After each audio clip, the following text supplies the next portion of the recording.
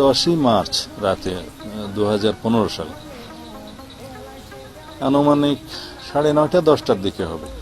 আইন শৃঙ্খলা রক্ষাকারী বাহিনীর পরিচয়ে তারা সাদা পোশাকে ছিল, অস্ত্রধারী ছিল। উত্তরাতে একটা বাসায়, আমি আমার এক বন্ধুর বাসায় ছিলাম, ওখান থেকে তারা আমাকে চোখে কাপড় বেঁধে হ্যান্ডকাপ দিয়ে নিয়ে যায়। তারপরে তারা আমাকে একটা গোপন জায়গায় নিয়ে যায়। সেই জায়গাটা এটা কবরের মতো, একটা কামরা আর কি। আমার মনে হয়েছিল এটা কোনো বাড়ির নিচতলা হবে, আন্ডারগ্রাউন্ড না, ঠিক নিচতলাই মনে হবে। আমার মনে হলো এটা 5 ফিট বাই 10 ফিট হবে জায়গাটা।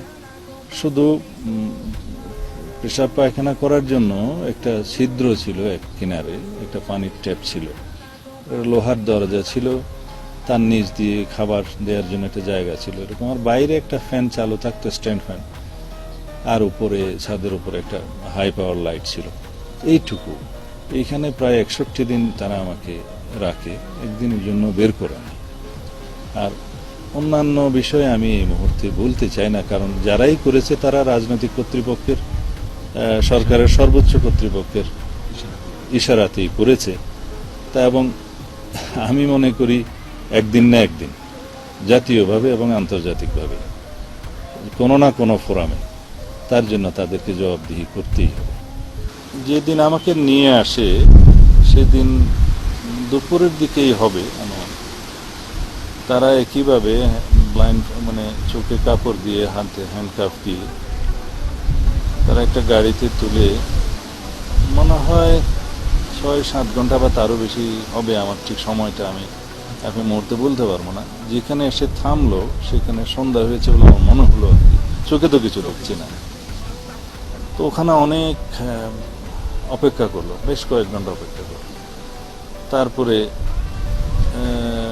ওরা মনে হয় রাতের অন্ধকারের জন্য অপেক্ষা করছিল। তারপর কিছু দূর পায়ে হাঁটিয়ে, এরপর আবার কিছু দূর গাড়িতে করে একটা জায়গায় এনে তুললো। আমার কাছে এখন মনে হচ্ছে সেটা বর্ডারের জায়গা হবে, বর্ডারের জায়গা হবে। আমি তো কোন বর্ডার, কি বর্ডার কিছুই তো বলতে পারবো না, এখনো বলতে পারছি না।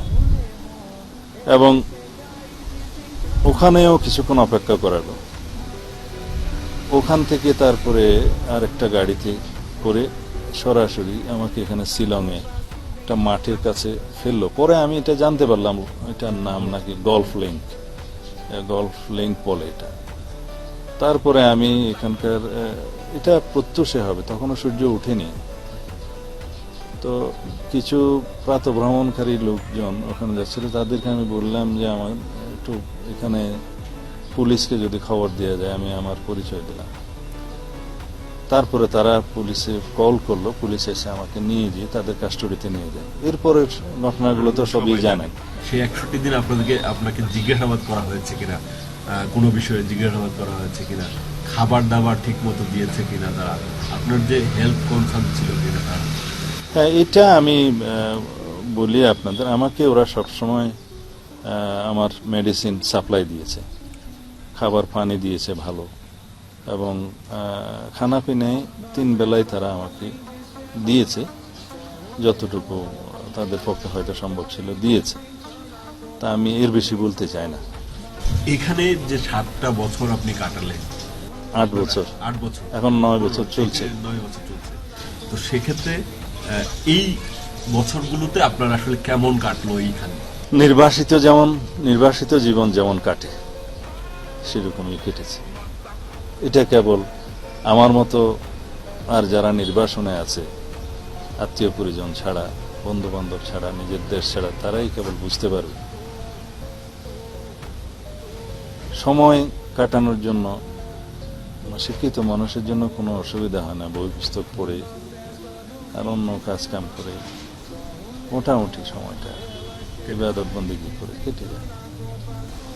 জীবনের একটা বড় সময়, মূল্যবান সময়, যেটা জনগণের জন্য দেওয়ার কথা, দেশের জন্য দেওয়ার কথা, সেই সময়টা আমি ব্যবহার করতে পারিনি।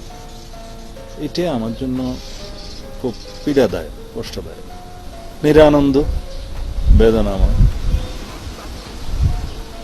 আর কি বলতে পারি।